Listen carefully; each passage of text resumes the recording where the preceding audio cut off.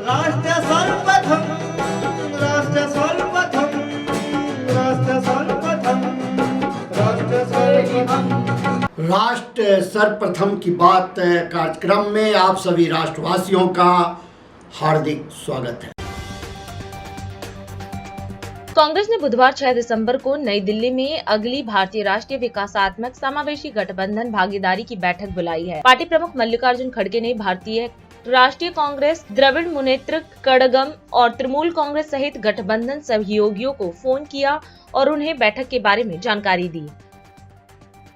राष्ट्रवादी Congress party के प्रमुख शरद पवार ने रविवार को कहा कि 4 राज्यों में विधानसभा चुनाव के नतीजों पर विपक्षी गठबंधन India national development inclusive alliance पर कोई प्रभाव नहीं पड़ेगा।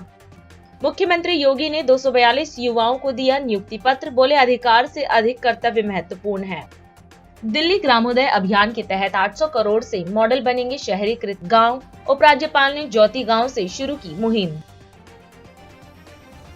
मध्य प्रदेश, छत्तीसगढ़ और राजस्थान के चुनाव परिणाम में भाजपा ने बाजी मार ली, जिसके बाद दिल्ली में भाजपा कार्यालय पर जीत का जश्न शुरू हो गया। केंद्रीय मंत्री ज्योतिरादित्य सिंधिया ने मध्य प्रदेश विधानसभा चुनाव की मतगणना में भारतीय जनता पार्टी की बढ़त पर रविवार को कहा कि लोगों ने केंद्र और राज्य में पार्टी की डबल इंजन सरकार को उसकी कल्याणकारी और विकास की नीतियों के कारण आशीर्वाद दिया है। बंगाल की खाड़ी के ऊपर गहरा दबाव रविवार को चक्रवाती तूफान मिग्जाम में बदल गया और 5 दिसंबर तक इसके नेल्लोर और मछलीपट्टनम के बीच दक्षिण आंध्र प्रदेश में तट से टकराने की संभावना है। इस दौरान 80 से 90 किलोमीटर प्रति घंटे की रफ्तार से हवा चलने का अनुमान है। राष्ट्रीय राजधानी दिल्ली में तापमान के गिरने के साथ ही कोहरे का छाना भी शुरू हो गया है। राज्य में कोहरा छाने लगा है। शनिवार को दिल्ली एनसीआर में इस सीजन का पहला घना कोहरा दिखा। सुबह आलम ये था कि कई राज्यों पर विजिबिलिटी यानी दृश्यता 200 मीटर से कम दर्ज की गई। दिल्ली की महापौर शैली ओबरॉय ने एमसीडी के ग्रामीण क्षेत्राधिकार में आने वाले आवासीय इलाकों के लिए मकान या संपत्ति कर में छूट की घोषणा की। ओबरॉय ने यहां एक संवाददाता सम्मेलन में कहा कि दिल्ली नगर निगम ग्रामीण क्षेत्रों में लाल डोरा या विस्तारित लाल डोरा संपत्तियों से कोई गृह कर वसूल नहीं करेगा। महान शिक्षाविद व कर्मयोगी वीरेंद्र मोहन झा की 15वीं पुण्यतिथि के अवसर पर दिल्ली के रमेश नगर में स्थित मोतीनाथ संस्कृत महाविद्यालय में पुण्यतिथि, पुण्य स्मृति व ब्राह्मण भोज का आयोजन किया गया। इस अवसर पर मोतीनाथ संस्कृत महाविद्यालय के छात्रों को रात्रि भोज पर आमंत्रित किया गया। उपस्थित छात्रों के अतिरिक्त यहां देश प्रदेश के शिक्षाविद, समाज सेवियों ने स्वर्गीय झा जी को श्रद्धा सुमन अर्पित किए, जिसमें श्री राम सर्किट के चेयरमैन डॉक्टर राम अवतार शर्मा, आयुष विभाग के director doctor Chandraketu, CA Vipin Gupta, Shri Shivnath Yogashram register के प्रधान दिनेश तंवर, भाजपा नेता विमल भयाना, प्रेमजी व अन्य गणमान्य व्यक्ति उपस्थित रहे।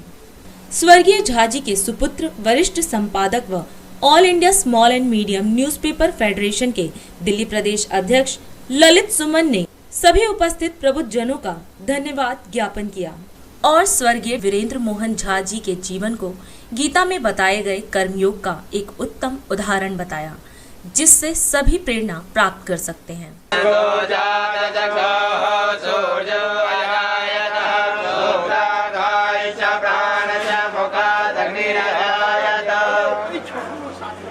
दीप ज्योति परम ब्रह्म, दीप ज्योति जनार्दन, दीप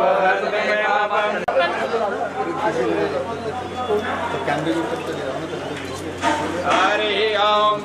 स्वस्ति न इंद्रो वृद्धश्रवाः, स्वस्ति नः पूषा विश्ववेदाः, स्वस्ति नः सार्क्ष्यो अरिष्टनेमिः, स्वस्ति नो बृहस्पतिर्दधातु, बृहस्पतिर्दधातु वृश्चिमातरः, शुभं यावानो विदवे पुरमयः, अग्निवामनः, भद्रं कर्णेभिः शृणुयाम देवा, भद्रं पश्येमाक्षर्यकराः,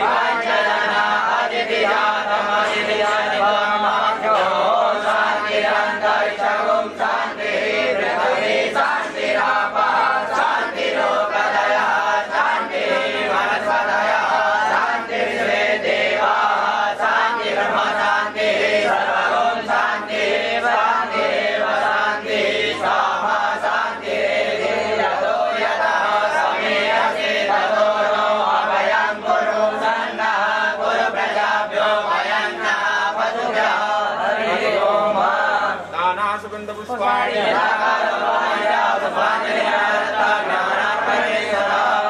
पुष्पाञ्जलि समर्पयामि।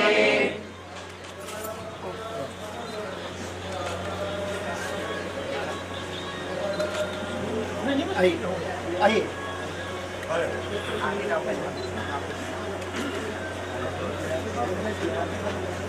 सभी एक एक करके आ जाना। आइए तुरंत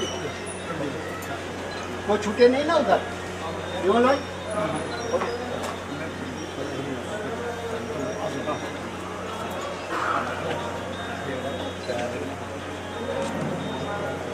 आइए आइए आइए आइए आइए थोड़ा सा 2 मिनट आप लोग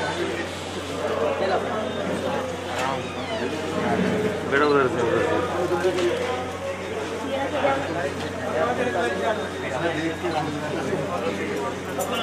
पहले आप आइए आइए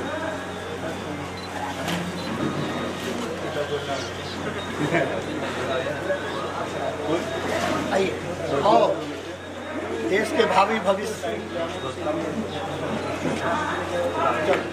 अदर अंदर में चलो ना भोजन में अरे अंदर जाना एक एक करके अंदर चलते चप्पल उतार देना।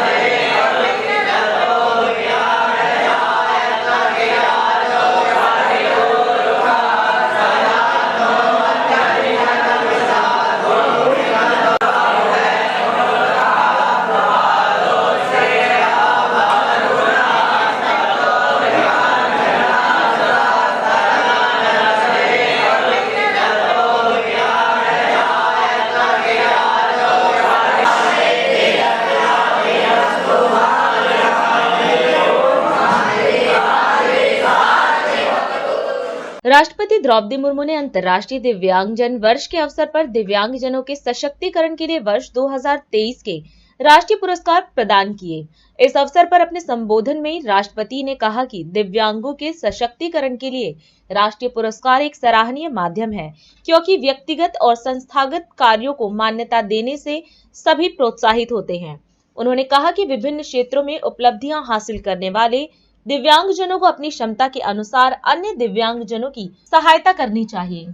आज अंतर्राष्ट्रीय दिव्यांग दिवस के अवसर पर दिव्यांगजनों के सशक्तिकरण के लिए आयोजित इस राष्ट्रीय पुरस्कार वितरण समारोह में उपस्थित गणमान्य अतिथियों, देवियों और स्वजनों, आज का ये दिन पूरे विश्व के दिव्यांगजनों के साथ साथ समस्त विश्व समुदाय के लिए बहुत महत्वपूर्ण है। आज विश्व की कुल आबादी में लगभग 15% दिव्यांगजन है। उन सबका सशक्तिकरण भारत सहित पूरे विश्व समुदाय के लिए उच्च प्राथमिकता है। इस संदर्भ में ये पुरस्कार समारोह अत्यंत महत्वपूर्ण है। मैं देशवासियों की ओर से आज के सभी पुरस्कार विजेताओं को बहुत बहुत बधाई देती हूँ। ये राष्ट्रीय पुरस्कार दिव्यांगजनों के सशक्तिकरण का सराहनीय माध्यम है। दिव्यांगजनों से जुड़े व्यक्तिगत और संस्थागत उपलब्धियों को मान्यता प्रदान करने और पुरस्कृत करने से सबका उत्साहवर्धन होता है। सबके लिए प्रेरणा स्वरूप सभी पूर्व और वर्तमान पुरस्कार विजेताओं तथा अन्य दिव्यांगजनों को मैं विशेष बधाई देती हूँ। मुझे ये जानकर और देखकर बहुत खुशी होती है कि पिछले कुछ वर्षों में दिव्यांगजनों के प्रति समाज के दृष्टिकोण में बदलाव आया है और उनकी उपलब्धियों में सराहनीय वृद्धि हुई है। इसके लिए मैं सभी स्टेक होल्डर्स को बहुत बहुत बधाई देती हूँ। सभी क्षेत्रों में कार्यरत लोगों को ये सुनिश्चित करना चाहिए कि दिव्यांगजनों की आवश्यकताओं को आरंभ से ही ध्यान में रखा जाए और उनके लिए फिजिकल एक्सेस तथा डिजिटल एक्सेस सुलभ रहे। इसी संदर्भ में ये एक सुखद उदाहरण है कि हमारा देश में मैन्युफैक्चरर्स दिव्यांगजनों की आवश्यकताओं को ध्यान में रखकर कस्टमाइज्ड व्हीकल्स उपलब्ध करा रहे हैं। समावेशी और संवेदनशील विकास को बढ़ावा देने के लक्ष्य के साथ सरकारी संस्थाएं, व्यापारिक उद्यम और प्रबुद्ध नागरिक कदम से कदम मिलाकर आगे बढ़ रहे हैं। सबसे अधिक सुखद बात यह है कि स्वयं दिव्यांगजनों ने अपनी असाधारण उपलब्धियों से उनके प्रति समाज की सोच बदली है। स्वच्छ भारत अभियान, बेटी बचाओ बेटी पढ़ाओ अभियान तथा टीबी मुक्त भारत जैसे अनेक महत्वपूर्ण राष्ट्रीय अभियानों ने दिव्यांगजनों के कैंपेन एम्बेसडर्स बनाया गया है। निर्वाचन आयोग द्वारा भी दिव्यांगजनों को ब्रांड एम्बेसडर्स बनाया गया है।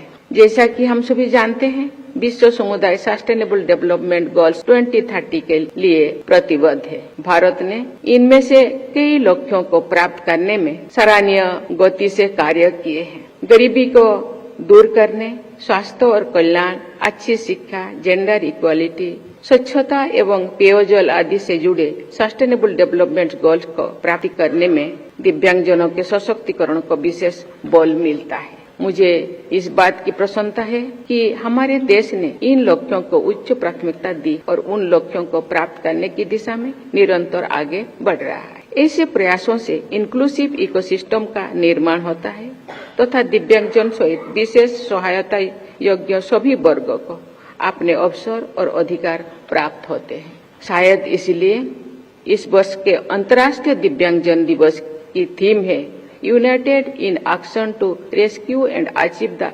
SDGs for with and by persons with disabilities. आज के पुरस्कार विजेताओं सहित विभिन्न क्षेत्रों में उपलब्धियां प्राप्त करने वाले सभी दिव्यांगजनों से मैं अपेक्षा करती हूं कि वे अन्य दिव्यांगजनों की यथाशक्ति सहायता अवश्य करें। दिव्यांगजनों द्वारा अन्य दिव्यांगजनों की सहायता करने के अनेक प्रेरक उदाहरण विद्यमान है। तमिलनाडु के निवासी श्री S. रामकृष्णन जी का गर्दन से नीचे का शरीर लाकवाग्रस्त है। उन्होंने दिव्यांगजनों के पुनर्वास, शिक्षा, कौशल विकास और रोजगार के लिए सराहनीय योगदान दिया है। उनके संस्थान की सहायता से प्रतिवर्ष 15,000 से अधिक दिव्यांगजन लाभान्वित होते हैं। उनके श्रेष्ठ कार्य के लिए उन्हें पद्मश्री से सम्मानित किया गया है। जम्मू कश्मीर के श्री जावेद अहमद ताक एक आतंकी हमले में घायल होने के बाद व्हील चेयर से चलते फिरते हैं। वे पिछले 2 दशकों से दिव्यांग बच्चों की शिक्षा और कल्याण के लिए कार्यरत। दिव्यांगजनों को वे संदेश देते हैं be a part not a part, यानी भिन्न नहीं अभिन्न बनो। श्री जावेद ताक जी को भी पद्मश्री से सम्मानित किया गया है। मैंने कश्मीर से तमिलनाडु तक दिव्यांगजनों के लिए दिव्यांगजनों द्वारा कार्य करने की उदाहरण इसलिए दिए हैं कि उनसे प्रेरणा लेकर सभी दिव्यांगजन एक दूसरे की सहायता करें तथा अन्य सभी देशवासी भी दिव्यांगजनों के हित में निष्ठा के साथ सक्रिय रहे। अभी समय है एक ब्रेक का। हम चलते हैं ब्रेक पर, आप कहीं जाए नहीं, छोटा सा break. Powered by Kamal Buildtech Private Limited, fulfilling promises. With our professional team and experience of delivering projects, in past we guarantee you peace of mind and top quality work in an affordable price.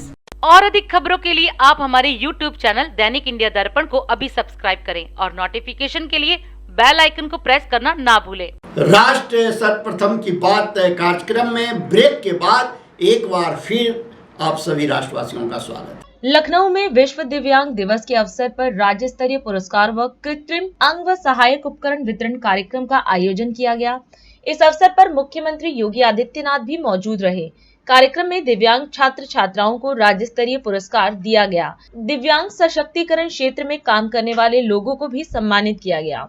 CM योगी ने कार्यक्रम को संबोधित करते हुए कहा कि प्रदेश के सभी दिव्यांग जनों के सशक्तिकरण के लिए किए जाने वाले प्रयासों के प्रति सरकार की प्रतिबद्धता दोहराने और इनके स्वावलंबन के लिए सरकार के स्तर पर प्रयास आगे बढ़ाने के लिए हम प्रतिबद्ध हैं। इसके साथ ही सीएम योगी ने सभी को विश्व दिव्यांग दिवस की शुभकामना दी। आज विश्व दिव्यांग दिवस है।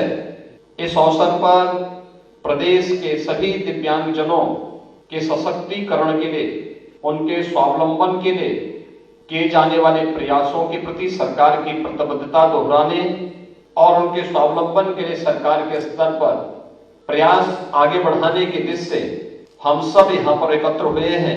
मैं आप सबको इस दिवस की हृदय से बधाई देते हुए आप सबके प्रति अपनी शुभकामनाएं देता हूँ।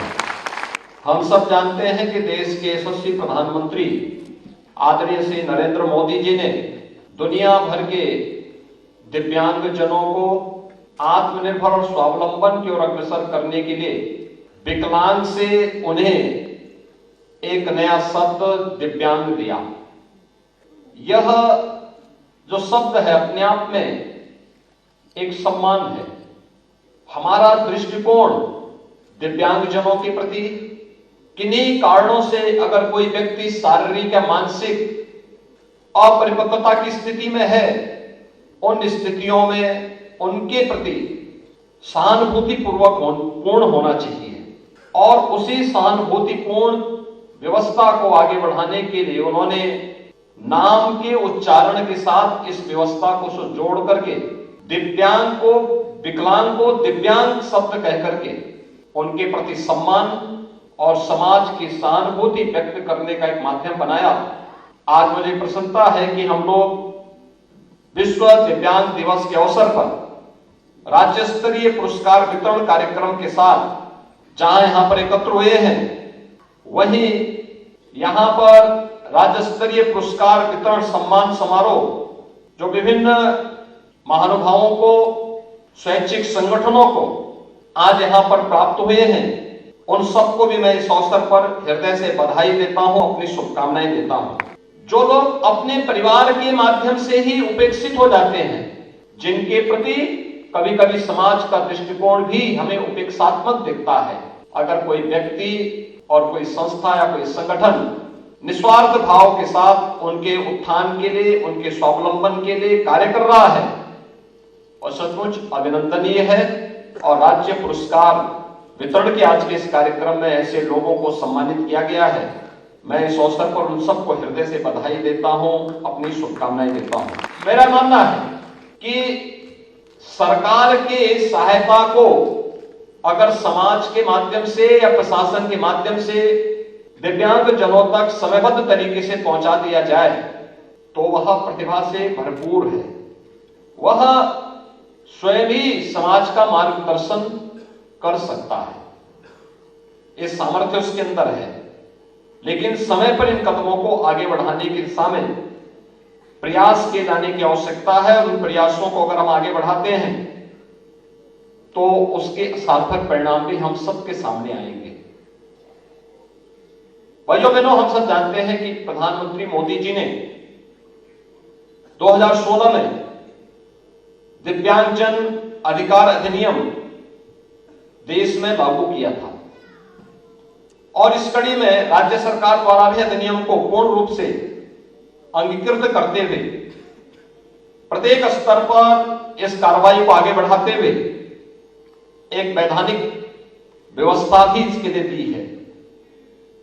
इसके लिए राज्य सरकार ने दिव्यांगजन कल्याण से जुड़ी हुई पूर्व संचालित योजनाओं एवं कार्यक्रमों के प्रति लाभार्थी प्रदान की जाने वाली धनराशि में अनेक योजनाओं में हम लोगों ने वृद्धि भी की है। और जिस क्रम में हम सब जानते हैं कि पहले दिव्यांगजनों को 300 रुपये प्रतिमाह पेंशन की सुविधा मिलती है, वर्तमान सरकार ने इसे 1000 रुपये मासिक करने की कार्रवाई की है और आज प्रदेश के सभी लगभग 10 लाख दिव्यांगजन इस सुविधा का लाभ प्राप्त कर रहे हैं। 2016-17 में प्रदेश के अंदर जो दिव्यांग योजना के अंतर्गत राज्य सरकार का जो बजट था मात्र 312 करोड़ था। आज मुझे बताते हुए प्रसन्नता है कि यह बजट हमारा आज 1120 करोड़ रुपए वर्तमान में है और इसमें लगातार इस कार्रवाई को हम लोग आज आगे बढ़ाने का कार्य कर रहे हैं। मुख्यमंत्री पुष्कर सिंह धामी ने देहरादून में उत्तराखंड ग्लोबल इन्वेस्टर समिट 2023 की तैयारियों का निरीक्षण किया। इस दौरान उन्होंने मीडिया को संबोधित किया और कहा कि उत्तराखंड ग्लोबल इन्वेस्टर समिट राज्य के लिए बहुत महत्वपूर्ण है। इससे निवेश तेजी से बढ़ रहा है और लगभग 25 लाख करोड़ के करार हो चुके हैं। सीएम ने बताया कि ग्लोबल इन्वेस्टर समिट से उत्तराखंड में रोजगार भी बढ़ेगा। इसके साथ ही उन्होंने बताया कि पीएम मोदी द्वारा शुरू किए गए वाइब्रेंट गुजरात से प्रेरित होकर ही डेस्टिनेशन उत्तराखंड की शुरुआत की गई है। इन्वेस्टर समिट हमारे राज्य के लिए बहुत महत्वपूर्ण है, जहां इससे निवेश तेजी से आ रहा है और 2.5 लाख करोड़ के अभी तक हमारे करार भी हो चुके हैं। तो जब हमारी समिट हो जाएगी तो इससे हमें बहुत सारी आशाएं हैं। उसको लेकर हम लोग बहुत दिनों से तैयारी कर रहे थे, सारे लोग लगे हुए हैं। ग्राउंडिंग भी हमारी हो चुकी है, उसकी प्रक्रिया भी आगे बढ़ रही है। इससे जहां निवेश बढ़ेगा, हमारे राज्य की आर्थिकी बढ़ेगी, इसके साथ साथ नौजवान युवाओं को रोज़गार भी मिलेगा। और हमारी प्राथमिकता यह भी है कि जो अधिक से अधिक रोज़गारों का सृजन करने वाले निवेशक होंगे उनको हम अपने यहाँ प्राथमिकता देंगे। आदरणीय प्रधानमंत्री जी का हमें इसमें पूरा मार्गदर्शन है और उन्होंने ही जो वाइब्रेंट गुजरात जब शुरू किया था उसी से प्रेरणा लेकर हम लोग इस काम को कर रहे हैं। डेस्टिनेशन उत्तराखंड प्रधानमंत्री जी को मैंने चूँकि पूरे ऑपरेशन के दौरान जिस प्रकार से उनका हमको मार्गदर्शन, सहयोग और सभी प्रकार की टेक्नोलॉजी और सभी विभागों का समन्वय, केंद्र सरकार के सभी एजेंसियां और दूर दूर से मशीनें जो हमको उपलब्ध हुई, उनका लगातार हमको मार्गदर्शन मिला।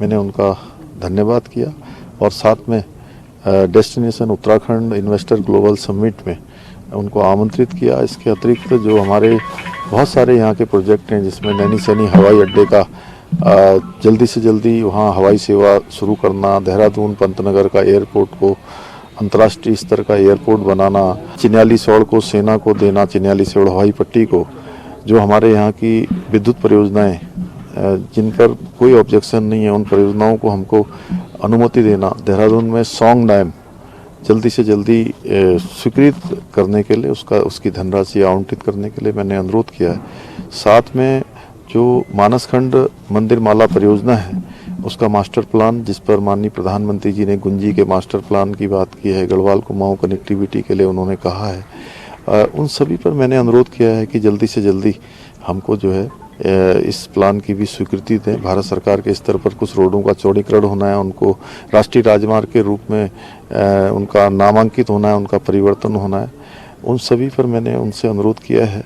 इसके अतिरिक्त राज्य की जो विकास की योजनाएं केंद्र से चल रही हैं और जोशीमठ में जो अभी धनावंटन हुआ है उसके लिए भी मैंने उनका धन्यवाद किया कि आदरणीय प्रधानमंत्री जी ने जिस प्रकार से पूरे चुनाव में उन्होंने परिश्रम किया है और लोगों की जो एक बॉन्डिंग उनके साथ है, वो केवल अब एक व्यक्ति के रूप में नहीं बल्कि एक विचार जनमानस में उनके प्रति बन गया है। और हमारे लाखों कार्यकर्ताओं ने अथक परिश्रम किया है, मेहनत किया है। मैं सभी राज्यों में जहाँ पर भारतीय जनता पार्टी की सरकार बन रही है, उन सबको मैं बधाई देता हूँ, बहुत शुभकामनाएं देता हूँ।